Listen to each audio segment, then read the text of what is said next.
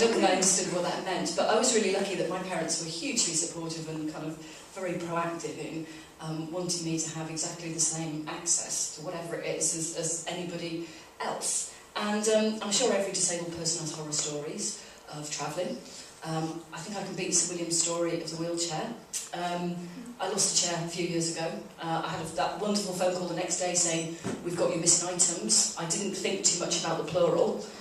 They arrived on my doorstep the next day with 2 sleeping bags. We then had a very interesting discussion saying, "No, I lost a wheelchair." I'm saying, "You sure?" "Yep, pretty sure." And them treating me like I was an idiot, actually. So honestly, it was a wheelchair. And my chair did arrive back 3 months later, sawn in half. And literally sawn right in half down the middle, with a poor chap who'd come back to deliver it saying, "Can we just stick some duct tape on it?" So unfortunately, string didn't do it. I've also had experiences, as I'm sure many people have, disabled people trying to book a hotel room. Trying to book a double room as a disabled person is always interesting, because you get things like people saying, "Well, disabled people shouldn't have sex." You go, "Really? Do you say that to every other person who comes to book one of your rooms?"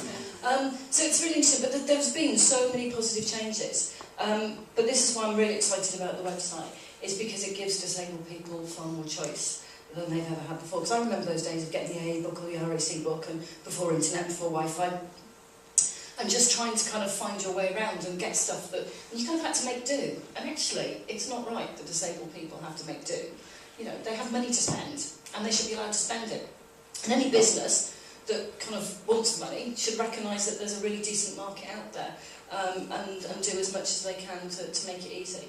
And I think this is wonderful because it means that you actually have real choice of where you go and stay. You don't have to make do. You can actually choose where you spend your money. And I think what we'll see over time is more and more businesses recognising that this is really positive. And possibly the best piece of advice I ever had when I came to the House of Lords was, if somebody's already spoken and said it, don't repeat it.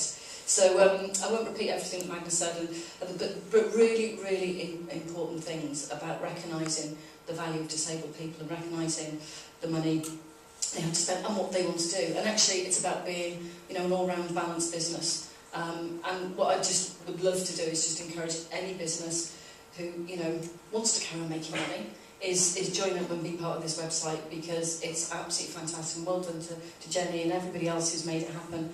I know it hasn't been easy. There's been some ups and downs along the way.